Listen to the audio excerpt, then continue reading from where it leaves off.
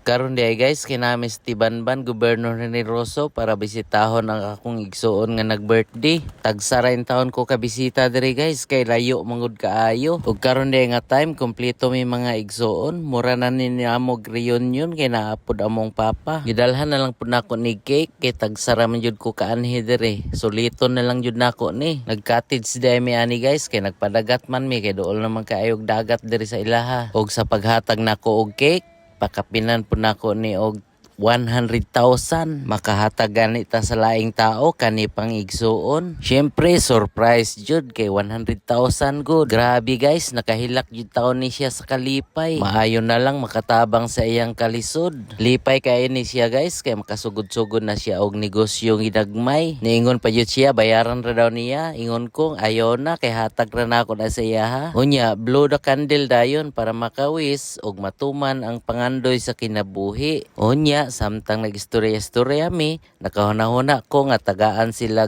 tag 10,000 kada isa. Apil na pud akong manghod. Apil gihapon ang birthday celebrant ani, kay lahi man tong 100,000 akong gihatag. Syempre para walay mahay, apil gihapon akong papa ani. Labaw na pud ni akong kamagulangan. Syempre dili gyud naton siya kalimtan, kay siya gud kamagulangan. O di ba? Tanan lipay, walay mahay. Happy-happy lang.